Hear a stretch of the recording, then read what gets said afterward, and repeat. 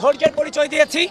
আমি সকাল থেকে বারংবার উচ্চারণ করার চেষ্টা করেছি যে আজ আমরা কোনো অভিযোগ করতে চাই না, আমরা আনন্দ করতে চাই, উদযাপন করতে চাই। প্রিয় প্রিয় সাংবাদিকবৃন্দ, ইতিমধ্যেই রোকেয়া হল সম্পর্কে একটা ঘোরতর অভিযোগ আমাদের কাছে এসেছে এবং আমি রোকেয়া হলের ভিতরে চিফ রিটার্নিং অফিসার কর্মকর্তার অনুমতি নিয়ে প্রবেশ করেছি এবং সেই ঘটনার সত্যতা আমি পেয়েছি। একজন শিক্ষার্থী, তাকে যখন ব্যালট দেওয়া হয়েছে, সে যখন ব্যালট নিয়ে গিয়েছে ভোট কেন্দ্রে বুথে প্রবেশ করেছে, তারপর গিয়ে দেখতে পেল সাদিক কাইম এবং ফরহাদের ব্যালটে আগে থেকে ক্রস চিহ্ন দেওয়া আছে।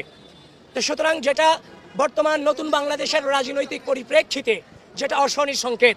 আমি দ্রুত ভোট কেন্দ্রে প্রবেশ করেছি, ম্যাডামদের সাথে কথা বলেছি, তারাও বলেছে এটা কিভাবে হয়েছে তারা জানেন না।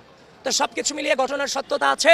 আপনারা প্রপার ইনভেস্টিগেশন আপনারা আপনাদের জায়গা থেকে করবেন এবং অনাবাসিক শিক্ষার্থীদেরকে আহ্বান করছি, প্রিয় ঢাকা বিশ্ববিদ্যালয়ের শিক্ষার্থীবৃন্দ, বাংলাদেশের স্বাধীনতা, বাংলাদেশের সার্বভৌমত্ব, এই বিশ্ববিদ্যালয়ের শিক্ষার্থীদের মানবাধিকার এবং এই বিশ্ববিদ্যালয়ের শিক্ষার্থীদের মত প্রকাশের স্বাধীনতাকে যেন কেউ মত প্রকাশের স্বাধীনতাকে অক্ষুণ্ণ রাখতে আপনাদের স্বতঃস্ফূর্ত উপস্থিতি একান্তই কাম্য।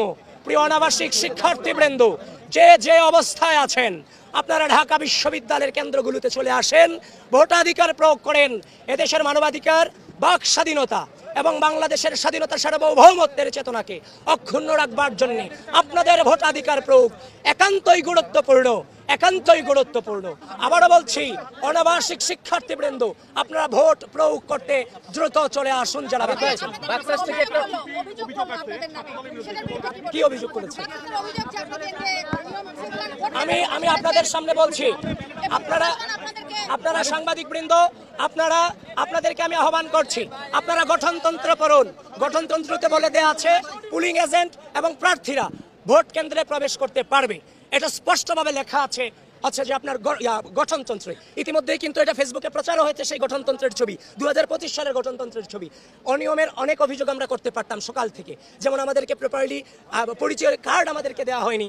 হল বুথগুলোতে দু একটা বুথ আমি প্রবেশ করতে পেরেছি, বাদবাকি সবগুলোতে আমাদেরকে এতিমের মতো কেন্দ্রের সামনে দাঁড় করায় রাখা হয়েছে। একজন ভিপি হিসেবে ভিতরে কি হচ্ছে তার তো তদারকি করার দায়িত্ব আমার আছে, সেটা তো আমাদের দায়িত্বের মধ্যে পড়ে, স্বচ্ছতার নিশ্চিতকরণের ক্ষেত্রে। তো সুতরাং যারা আমার বিরুদ্ধে এই ধরনের অভিযোগ করেছে এবং যারাই যে গঠনতন্ত্র না পড়ে এই সংবাদটা যারা ঢালাওভাবে প্রচার করেছেন, আমি আপনাদের আহ্বান করব, এই জুলুমগুলা করা উচিত নয়।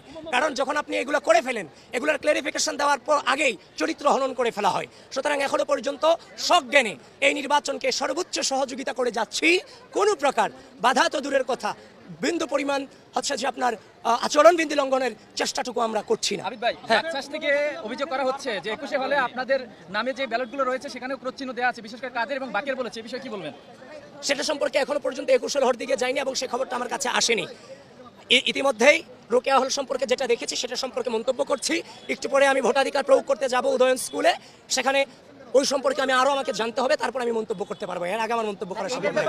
আমি আবারও বলছি, ঢাকা বিশ্ববিদ্যালয়ের অনাবাসিক শিক্ষার্থীবৃন্দ, আজকের এই দিন বাংলাদেশের দিন, বাংলাদেশের বিজয়ের দিন, বাংলাদেশপন্থীদের বিজয়ের দিন, বাংলাদেশের ভোটাধিকার, বাংলাদেশের স্বাধীনতা, ঢাকা বিশ্ববিদ্যালয়ের শিক্ষার্থীদের মত প্রকাশের স্বাধীনতা টিকিয়ে রাখার দিন। আপনারা কোনোভাবেই অলসতা দেখিয়ে বাসায় বসে থাকবেন না। আসেন ভোট কেন্দ্রে ভোট প্রয়োগ।